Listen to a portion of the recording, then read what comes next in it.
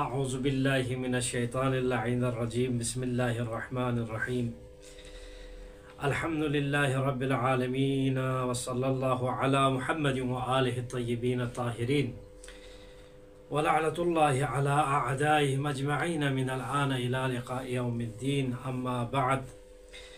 فقد قال اللہ تبارک وتعالی فی محکم الکتاب المجید بسم اللہ الرحمن الرحیم وفی الارض آیات للموقنین وفی انفسکم افلا تبصرون۔ سورہ زاریات آیت نمبر 20 اور 21۔ محترم ناظرین اکرام، آپ کی خدمت میں یہ جو ہمارا آج انشاءاللہ اللہ تعالیٰ کی توفیق ہمارے اوپر شامل حال ہو جائے تو ہم انشاءاللہ اس کتاب کی ابتدا کرتے ہیں۔ اس کے لیے سرنامہ کلام کے طور پر خداوند عالم اپنے لاریب اور بے عیب اس کتاب کی سورہ زاریات آیت نمبر 20 اور آیت نمبر 21 کی تلاوت کا شرف حاصل ہوا ہے۔ رب العزت یہ ارشاد فرماتا ہے وَفِي الْأَرْضِ آیات للموقنین، اور زمین کے اندر نشانیاں ہیں یقین کرنے والوں کے لیے، یقین رکھنے والوں کے لیے۔ وفی انفسکم، اور تمہارے نفسوں میں بھی علامات ہیں، آیات ہیں، نشانیاں ہیں۔ افلا تبصرون، کیا تم لوگ نہیں دیکھتے ہو؟ تو یعنی یقین کے متلاشی حضرات کے لیے زمین کے اندر بھی نشانیاں ہیں اور خود تمہارے وجود میں بھی نشانیاں ہیں، اور کیا تم دیکھتے نہیں ہو؟ فرماتے ہیں کہ اس آیات سے ہمیں یہ واضح ہو جاتا ہے کہ اللہ رب العزت صاحبان یقین کو، یقین رکھنے والوں کو یہ اعلان کر رہا ہے کہ تمہیں نشانیاں میری وجود کے بارے میں دیکھنا ہے تو زمین کے اندر دیکھو، زمین میں دیکھو، تمہارے نفوس میں دیکھو۔ ہمارا جو پہلا باب آج انشاءاللہ اس کتاب کی جو پہلا باب ہے وہ خدا شناسی اور توحید کے بارے میں ہے۔ تو یہ آیت بھی اسی کے حوالے سے ہم نے ذکر کیا ہے کہ اس خدا شناسی اور توحید کے حوالے سے جو پہلا ہمیں خدا شناس بننے کے لیے، اللہ شناسی کی جو معلومات ہمیں دینے کے لیے جو پہلا چیز، جو پہلا کام جو کرنا ہے وہ ہے، پہلی چیز ہے قادر ہے، اللہ کی ذات ہے۔ اللہ تعالیٰ صاحب قدرت ہے، قدرت رکھنے والی چیز ہے۔ تو ہمارا عقیدہ کیا ہے اس بارے میں؟ اللہ کے قادر ہونے کے بارے میں ہمارا عقیدہ یہی ہے، پوری کائنات خدا اس کا خالق ہے، پوری کائنات کا، اس کی عظمت، علم، اس کی قدرت، اس کے علوم اور فنون کے قدرات کے جو آثار ہے تمام کائنات کے تمام موجودات کی جبینوں پر نمایاں اور واضح ہے۔ اب دیکھتے ہیں کہ یہ آثار ہمارے وجود کے اندر، ایک جانداروں کے اندر اور نباتات کی دنیا میں بھی دیکھا جا سکتے ہیں، آسمان کے ستاروں کے اندر بھی ہم دیکھ سکتے ہیں، عالم بالا میں بھی، عالم آخرت میں بھی ہم انشاءاللہ اس پہ عقیدہ رکھتے ہیں کہ عالم آخرت کے بھی اثرات ہوتے ہیں۔ اور غرض ماحصل یہ ہے کہ ہر جگہ اللہ کی قدرت آشکار ہے۔ اب ان میں بہت سارے مثال دے سکتے ہیں کہ خود ہمارے اپنے نفوس کے اندر اس آیت میں بھی آیا ہے کہ ہم اپنے نفس کے اندر اگر اللہ کی قدرت دیکھیں تو ہمیں یہ واضح ہوگا کہ وہ اللہ کی ذات قادر ہے۔ ہماری ذات، یہ جو جسم ہے، اس جسم کے اندر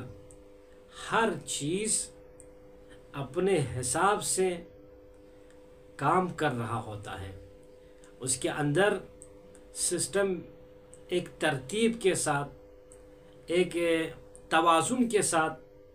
ہر چیز انسان کے داخلی اعضاء میں جو ہے، ہمارے اندر جو انتڑیاں ہیں، جو دل ہے، پھیپھڑے ہے، گلفڑے ہے، یہ سب چیزیں کیا ہے؟ یہ جو کان ہے، زبان ہے، ناک ہے، ہاتھ ہے، یہ سب اپنے انداز سے ایک سسٹم کے تحت چل رہا ہے۔ تو سوال یہاں پر یہ اٹھتا ہے کہ ہمارے اس وجود، اس چھوٹا سا اس جسم کے اندر ایک انسان، یقین رکھنے والا، کوشش کرنے والا، فکر کرنے والا انسان یہ خیال کرتا ہے، یہ سوچتا ہے کہ واقعاً اس کے اندر جو ہمارے نظام چل رہے ہیں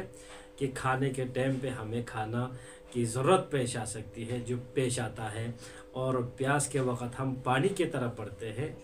تو یہ آتش اور یہ تشنگی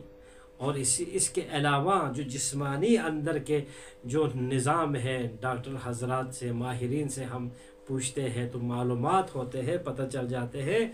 تو یہ اس سے ایک نتیجہ حاصل ہوتا ہے، یہ سارے آخر یہ کس کی قدرت ہے کہ جو اس کو توازن کے ساتھ اس نظام ہے، یعنی ہمارے وجود کے اندر جو نظام چل رہے ہیں، اس کا کوئی نہ کوئی ناظم ہے، یہ ہمارے ذہن میں آ جاتا ہے۔ تو وہ ناظم ایک دم ہمارے عقل یہ درک کر دیتی ہے کہ وہ ناظم ایک اعلیٰ ناظم ہے، وہ ہے ذات پروردگار۔ اسی طرح یہ تو نفس کی ہم نے مثال پیش کی، باہر دنیا کے آپ دیکھیں، کائنات میں دیکھیں، اس کے کتنے اسرار و رموز ہیں، نئے جدید ایجادات، ترقیات اور کمالات کی طرف بڑھ رہے انسان۔ یہ انسان روز بروز ترقی کی طرف ہی گامزن ہوتا ہے، کمال کی طرف راغب ہونا چاہتا ہے۔ کون سے کمال؟ وہ کمال مطلق تک پہنچ نہیں پاتا، وہ کمال مطلق اللہ کی ذات ہے، لیکن پھر بھی اس کی جستجو ہوتی ہے کہ ہم ادراک، ہر چیز کو سمجھنے کی، ہر چیز کے اس کو ترقی دینے کی اور ایجاد کرنے کا، ہر لحاظ سے وہ مثلا اتنا حساب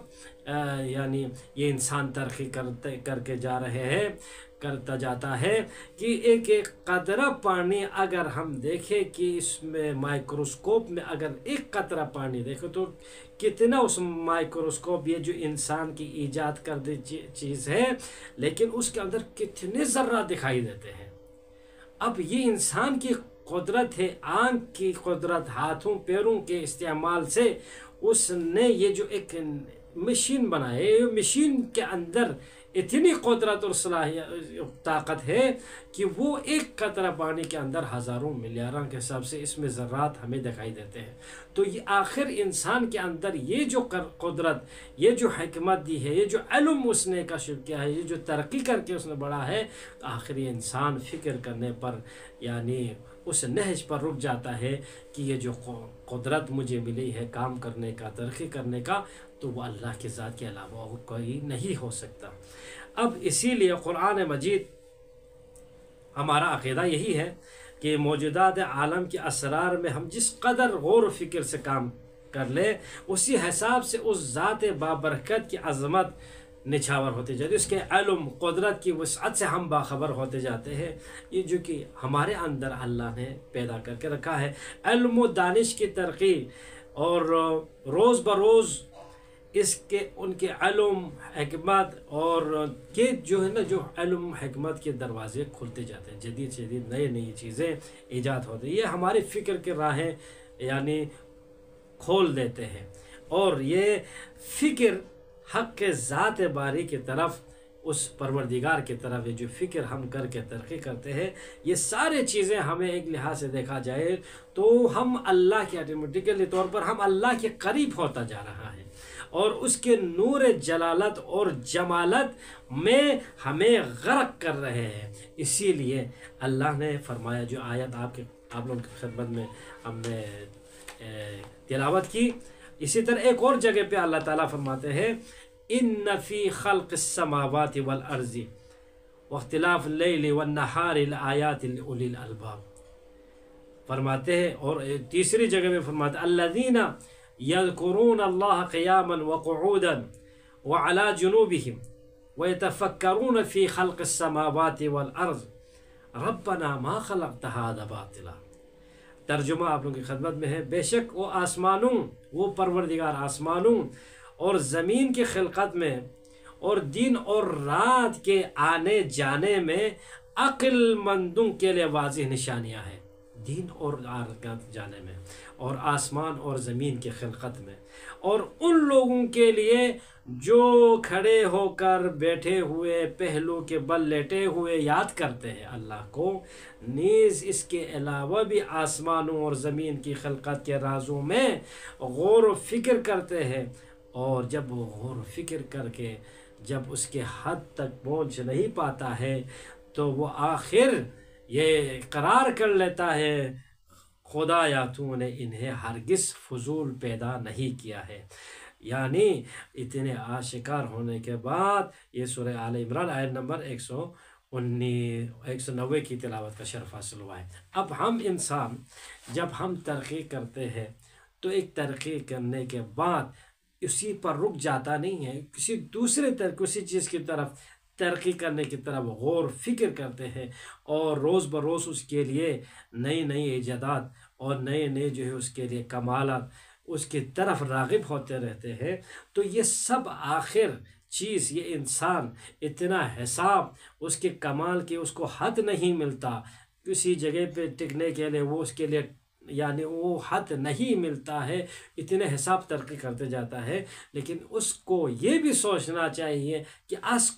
اصل جو اس کو محرک کرنے والا، اس کو جو حرکت دینے والا، اس کے ہاتھ پیر چلانے کے لیے اور جو اس کی طرف دیکھنے کے لیے آنکھ میں جو قوت اور طاقت ہے، آخر کس نے دی ہے؟ تو اللہ کے ذات. اسی لیے فرماتے ہیں اسی طرح کائنات میں غور و فکر، لیل و نہار میں آنے جانے میں، اسی طرح آسمان کی خلقت، زمین کی خلقت، ان سب میں ہم غور و فکر کرتے ہیں تو انسان یہ کہتے ہیں ربنا ما خلقت ھذا باطلا، اے میرے پروردگار تو نے انہیں ہرگز فضول پیدا نہیں کیا ہے. تو سامعین، ہمارے اس درس کا خلاصہ یہ ہوا کہ اللہ قادر مطلق ہے اور ہم محتاج محض ہیں، اور کائنات کی ہر چیز اسی قادر مطلق کے بدولت محتاجی کو دور کر رہے ہیں. تو ہر چیز کے اندر قدرت پروردگار کا شاہکار موجود ہے، اور یہ ہر چیز اس قادر مطلق کا مظہر ہے. بس پروردگار عالم سے ہماری دعا ہے پروردگار ہمیں اللہ کی معرفت حاصل کرنے اور اس ذات کے لیے عبادات اور اس کی معرفت حاصل کرتے ہوئے ہمیں اس دنیا میں اپنے زندگی کو، آخرت میں بھی محمد و آل محمد کی شفاعت ہمیں نصیب کر. پروردگارہ دنیا جہاں بھی مومن مومنات پریشان حال ہیں، مریض و مرضات ہیں، بحق چاہدہ معصومین ان کے لیے شفاء کامل و عاجلہ عنایت فرمائے. منجی بشریت امام زمان عجل اللہ تعالی فرج شریف کے ظہور اقدس میں تعجیل کرے. وآخر دعوانا ان الحمد للہ رب العالمین بجاہ محمد وعطرته الطیبین الطاہرین. اللہم صل علی محمد وآل محمد.